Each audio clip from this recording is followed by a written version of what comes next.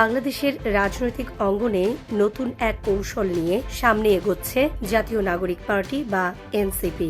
দলটি এখন শুধু নিজেদের সংগঠন বিস্তারের মধ্যেই সীমাবদ্ধ নেই, বরং বড় রাজনৈতিক দলগুলোর অভ্যন্তরে জমে থাকা ক্ষোভ, বঞ্চনা ও অসন্তোষকে পুঁজি করে একটি বিকল্প রাজনৈতিক প্ল্যাটফর্ম গড়ে তোলার চেষ্টা করছে।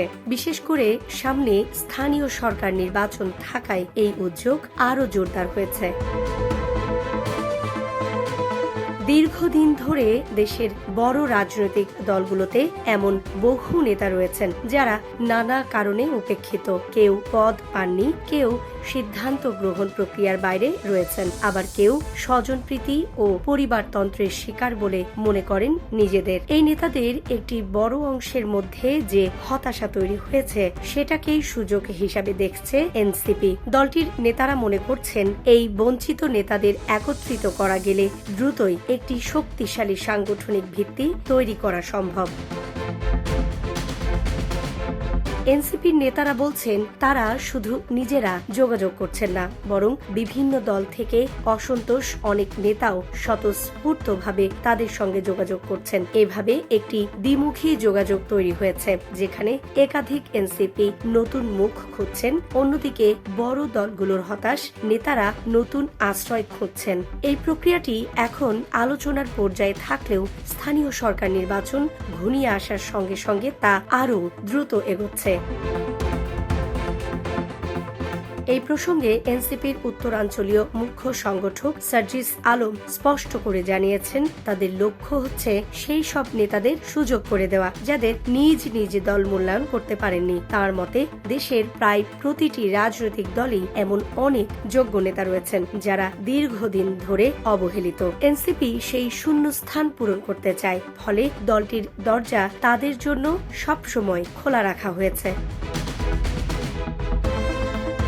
সাম্প্রতিক চট্টগ্রামের রাজনৈতিক অঙ্গনে ঘটে যাওয়া একটি ঘটনা এই কৌশলকে আরও স্পষ্ট করে তুলেছে। চট্টগ্রামের সাবেক মেয়র মঞ্জুর আলমের বাসায় গিয়ে তার সঙ্গে সাক্ষাৎ করেন এনসিপির দক্ষিণাঞ্চলের মুখ্য সংগঠক হাসনাত আব্দুল্লাহ। এই সাক্ষাৎকে ঘিরে নানা জল্পনা তৈরি হয়েছে। অনেকেই মনে করছেন এটি ছিল এনসিপির পক্ষ থেকে মঞ্জুর আলমকে দলে ফেরানোর একটি প্রাথমিক উদ্যোগ, যার লক্ষ্য হতে পারে আসন্ন চট্টগ্রাম সিটি কর্পোরেশন নির্বাচনে তাকে মেয়র পদে প্রার্থী করা।